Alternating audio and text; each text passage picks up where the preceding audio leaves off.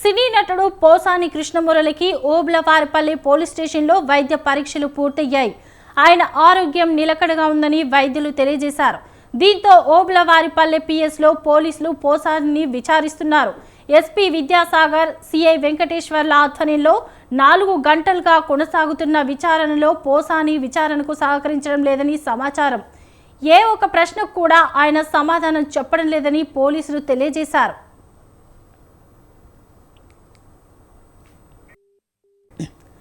Janasena Rayalaseema zone convener జోగిమణి ఫిర్యాదుతో పోసానిపై పోలీసులు case నమోదు చేశారు. సినీ పరిశ్రమలో వర్గ విభేదాలు తలెత్తేలా పవన్ కళ్యాణ్ పై పోసాని అనుచిత వ్యాఖ్యలు చేశారంటూ ఫిర్యాదులో పేర్కొన్నారు. దీంతో ఆయన బిఎన్ఎస్ఎల్లోని 196, 353, 111 రెడ్ విత్ 3, 5 సెక్షన్ల కింద కేసు నమోదు చేశారు. దీంతో పోలీసులు పోసానిని అరెస్టు చేశారు.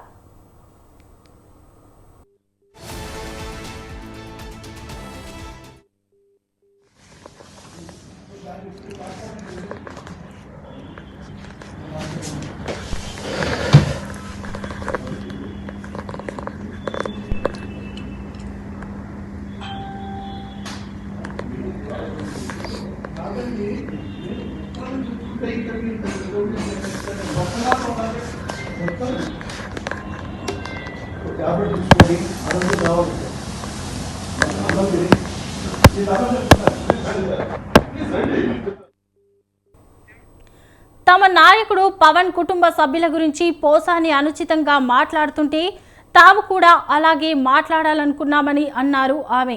అయితే అలా మాట్లాడొద్దని పవన్ సూచించారని తెలిపారు. సంస్కారం అడ్డొచ్చి తాము అలా మాట్లాడలేదని చెప్పారు. పోసాని ప్రవర్తన సరిగా లేకపోవడం వల్లే ఆయనపై ఫిర్యాదు చేయాల్సి వచ్చిందని చెప్పారు. పవన్ పై పోసాని చేసిన వ్యాఖ్యలు విని ఎన్నో నిద్రలేని రాత్రులను గడిపానని జోగిమణి తెలిపారు. వైసీపీ ప్రభుత్వ హయాంలో కూడా పోసానిపై ఎన్నో ఫిర్యాదులు చేశామని తెలిపారు.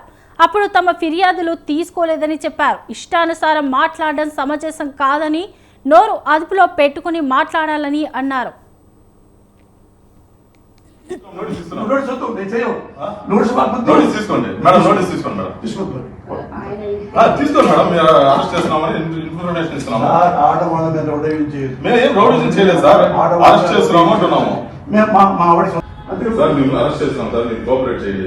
లేదంటే నువ్వు కంప్లైంట్ చేయాల్సి వస్తుంది. అంతే మా డ్యూటీగా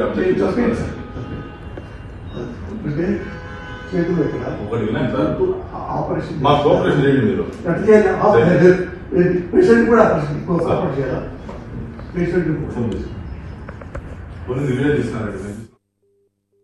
మరోవైపు పోసాని అరెస్టు తర్వాత ఆయనకు అండగా ఉండేందుకు పలువురు వైసీపీ నేతల్ని, లాయర్లను అధినేత జగన్ అన్నమయ్య జిల్లాకు పంపినట్లు తెలుస్తోంది.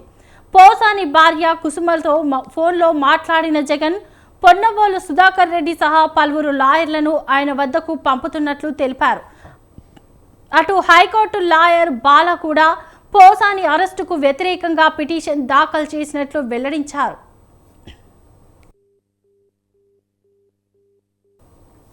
ఇదిలా ఉంటే పోసానిపై మరో కేసు నమోదైంది. అన్నమయ్య జిల్లా రైల్వే కోడూరు పోలీస్ స్టేషన్ పగడాల వెంకటేష్ అనే వ్యక్తి ఈ నెల 20న పోసాని కృష్ణమురళిపై ఫిర్యాదు చేశారు. దీంతో ఆయనపై బిఎన్ఎస్ యాక్ట్ 195, 114, 75, 79 సెక్షన్ల కింద పోలీసులు కేసు నమోదు చేశారు.